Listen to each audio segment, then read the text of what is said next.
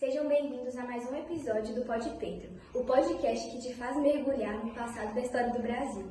Hoje o tema é quente, como uma boa xícara de café. Sejam muito bem-vindos ao Pod Pedro, o podcast do século XIX. Bom, a gente sabe que o café se tornou o principal produto da economia brasileira depois da queda da cana-de-açúcar. Mas o café, ele não somente encheu os bolsos dos fazendeiros, mas ele também lhes deu muito poder político. Por isso, nós trouxemos duas personagens. Dona Eulália, que era costureira da corte, E a Mara de Sá, fazendeira e política local. Olha, meus jovens, é um prazer estar aqui, ainda mais para contar uma história para vocês do futuro. Boa tarde, é um prazer estar aqui para poder contar para vocês toda a minha trajetória que eu passei, como era a minha vida, e é isso. Então, Dona Eulália, você era costureira da corte, você convivia com a elite, mas também com os pobres. Você sabia a diferença que existia entre eles. Então, uma dúvida que a gente tem é essa: como era a diferença entre os ricos e os pobres, tanto para costumes, tanto para corte e costura? Minha filha, era uma diferença que dava para ver de longe, sabe? As moças, elas usavam tecidos finos, importados da França, com rendas bordadas.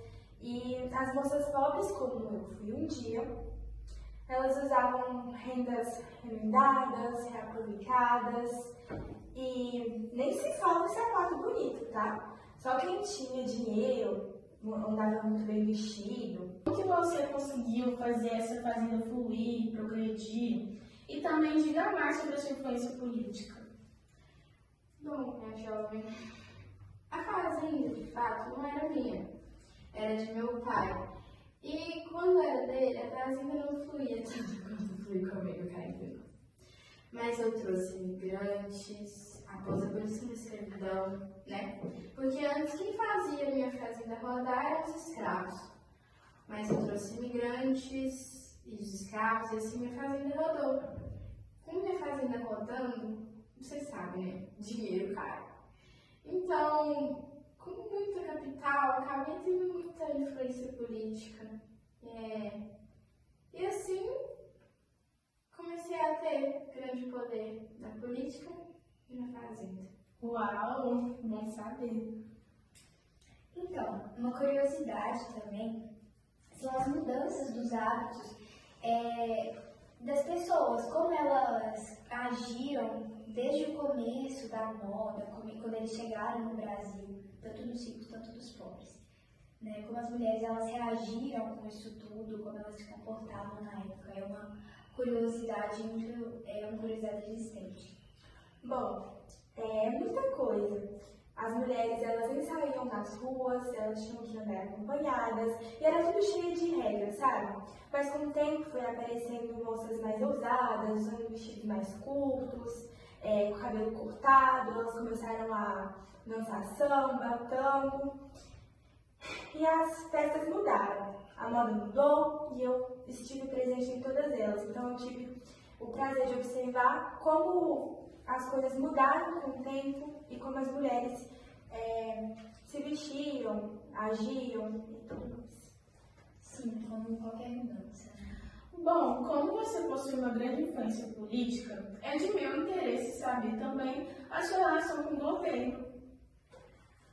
A minha relação com o governo federal começou por algo, tem até um nome, né? Deram um nome, Política Café com Leite, porque eles precisavam do leite de Minas e do café de São Paulo.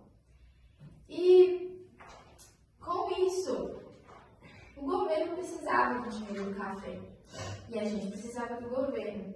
Então, eles nos davam, como eu posso explicar? Eles nos davam poder e a gente dava ajuda para eles em suas campanhas, né? Porque para eles ajudarem, eles precisavam estar no topo. E a nossa relação com o governo federal era bem próxima. Então, tudo rodava como uma via de mão dupla. Interessante.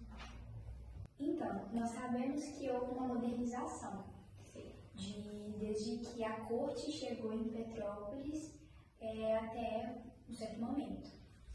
E uma curiosidade é saber como começou, né, como as pessoas reagiram a essa movimentação, principalmente principalmente essas mulheres que eram tão influentes no meio, né, que era a corte.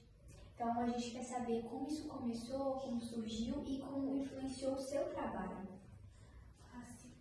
Bom, aconteceram muitas mudanças, a modernização, o surgimento de luz elétrica, os carros que não existiam e tudo mais. Então a gente teve uma mudança muito grande. Então as mulheres elas passaram a utilizar roupas mais modernas, como eu falei. Eu tive que passar por muitas mudanças nessa adaptação das roupas que elas utilizavam e tal. Então eu tive que aprender a costurar roupas todo mês por conta dessas mudanças. Então foram muitas adaptações que eu passei e é isso mesmo. Bom, houveram boatos que Petrópolis era um refúgio da elite.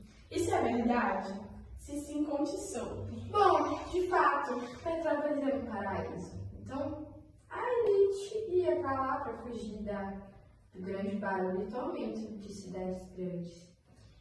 E, sim, a elite ia muito para lá porque ela era muito tranquila, então eles faziam reuniões para falar sobre negócios. E lá eu poderia dizer que era um dos melhores passatempos da elite, talvez um prazer. Então foi isso, ouvintes.